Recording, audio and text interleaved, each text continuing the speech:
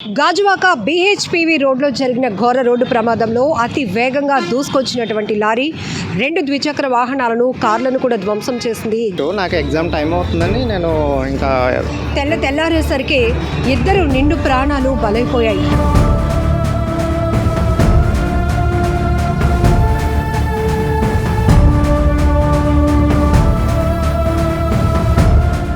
ఘోరమైన రోడ్డు ప్రమాదంలో అక్కడికక్కడే 2 తమ విలువైన ప్రాణాలు కోల్పోయారు. అయితే కారు కూడా డ్యామేజ్ అయింది. కారు ఓనర్ మనతో పాటు ఉన్నారు. అసలు మీ పేరండి? జాషువా అండి. ఎన్ని గంటలకు ఎగ్జాక్ట్లీ జరిగింది? ఎగ్జాక్ట్గా 7:52కి, ఎందుకంటే ఆ ఫోటో తీసాను అవ్వగానే.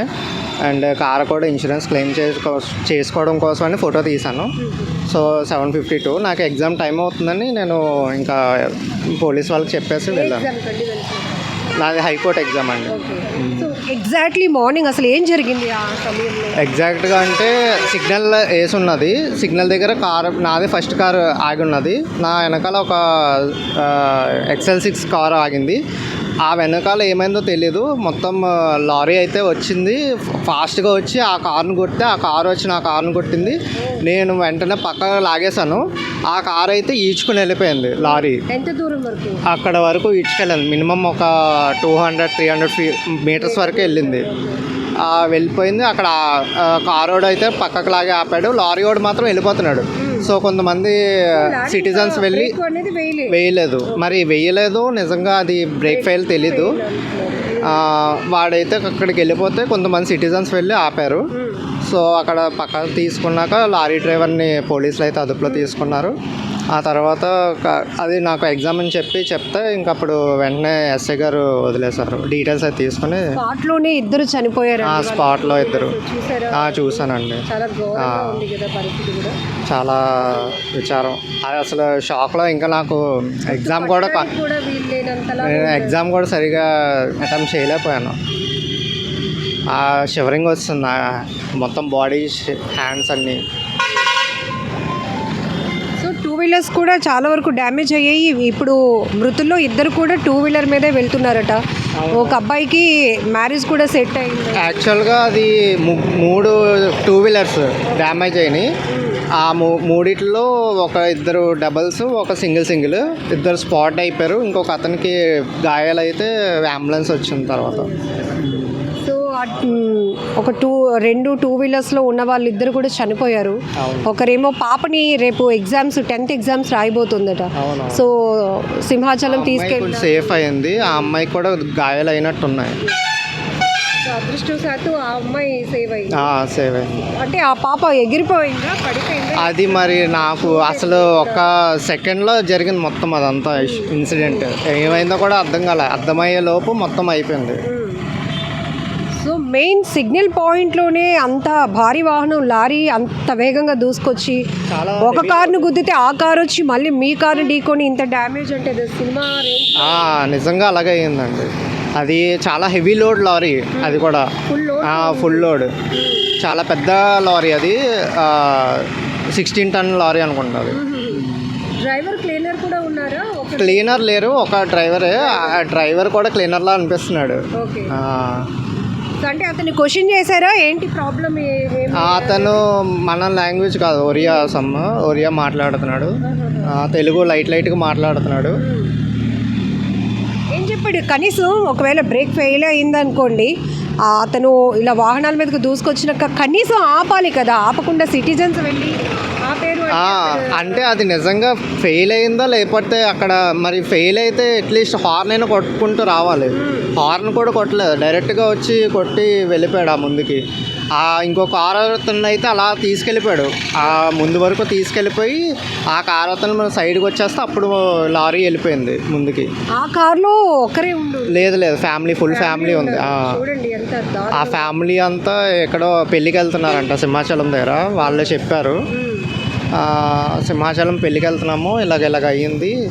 వాళ్ళు హైదరాబాద్ నుండి వచ్చారంట ఆ కారు. ఇక్కడ ఒక కారులోనేమో పెళ్ళికి వెళ్తున్న కుటుంబం, మీ కారులోనేమో మీరు హైకోర్టు ఎగ్జామ్కి వెళ్తున్నారు, ఇంకొక టూ వీలర్లోనేమో ఒక కూతుర్ని ఎగ్జామ్ రేపు ఉంది కాబట్టి స్వామివారి బ్లెస్సింగ్స్ తీసుకోవాలని దర్శనానికి తీసుకెళ్తున్నారు.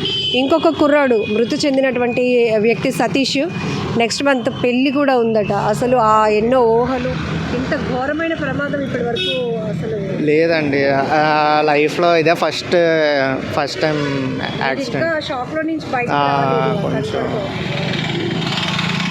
ఇట్లాంటి రోడ్డు ప్రమాదాలు తెల్లారికే జరుగుతూ ఉంటే రోడ్డు మీకు రావాలంటేనే భయం వేస్తుంది. అవునండి, నాకు ఇప్పుడు అక్కడ ఎగ్జామ్ అయిపోయి మళ్ళీ అక్కడ నుండి ఇక్కడ రావడానికి ఆల్మోస్ట్ 3 సిగ్నల్ 4 సిగ్నల్ జంప్ అయ్యా.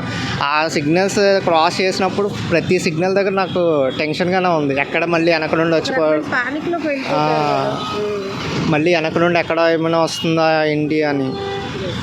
సో వాట్ ఎగ్జాక్ట్లీ హ్యాపెండ్ అని తెలుసుకోవడానికి కూడా కనబడుతున్నాయి ప్రత్యక్షంగా సీసీ కెమెరాలు, బట్ అవి వర్క్ చేయట్లేదు అంట. అచ్చా, ఓకే.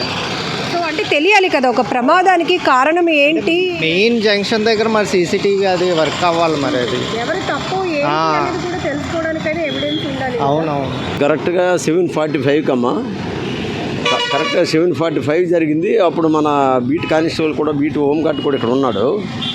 అదే రెడ్ సిగ్నల్లో ముందు వెహికల్స్ ఆగి ఉన్నాయి. ఈయన అదే టైంలో వెనక్కి నుంచి వస్తున్నాడు.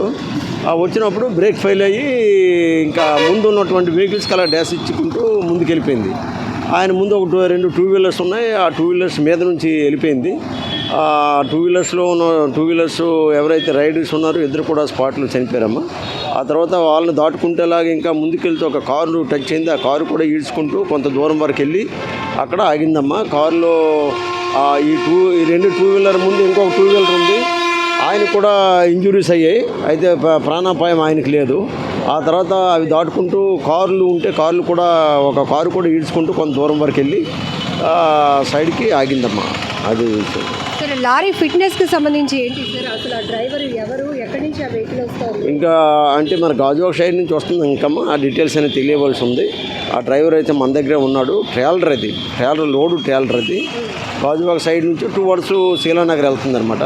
ఇంకా డీటెయిల్స్ అన్నీ తెలియవలసి ఉందమ్మా, అది ఆల్రెడీ ఎంక్వైరీ అవుతుంది. సార్ ఇది మెయిన్ కోడలి, అందులోనూ సీసీ కెమెరాలు కూడా పనిచేస్తున్నాయి సార్, పనిచేయటం లేదా? సీసీ కెమెరాలు పనిచేస్తున్నాయమ్మా, సీసీ కెమెరాలు పనిచేస్తున్నాయి. మా హోంగార్డ్ కూడా ఉన్నాడు, డైరెక్ట్ విట్నెస్. మా హోంగార్డ్ స్పాట్లో ఇక్కడ ఉన్నాడు కాబట్టి ఆయన కూడా చెప్తున్నాడు. బ్రేక్ ఫెయిల్ అయిపోయి అలాగా ముందుకు వచ్చింది. ఆయన కంట్రోల్ చేస్తున్నాడు కానీ మరి బ్రేక్ ఫెయిల్ అయిపోవడం వల్ల మరి ఇంకా కంట్రోల్ చేయలేడు కదా, అలాగా ముందు నుంచి అలాగా వచ్చిందనమాట. సార్ మృతిలో ఇద్దరు వయసు పేరు ఏంటి సార్? ఒకతను రామకృష్ణమ్మ 30 సంవత్సరాలు, ఇంకొక అతను రామకృష్ణ సింగిలే. రామకృష్ణ 50 సంవత్సరాలు, అలాగే సతీష్ అని 27 సంవత్సరాలు. ఈ రామకృష్ణ శ్రీహరిపురము, సతీష్ మారికవలసమ్మ. అలాగే ఒక ఇంజూర్డ్ పర్సన్ ఉన్నాడు, అతను రవికుమార్ అని చెప్పి 36 సంవత్సరాలు. వీళ్ళు ముగ్గురు, ఇద్దరు డెత్ అయ్యారు, ఒక అతనికి ఇంజూరీస్ అయ్యారు. సార్ తెల్లారేసరికి ఇట్లాంటి ప్రమాదం వల్ల ప్రజలు అటు ప్యానిక్లోనికి వెళ్ళిపోతున్నారు.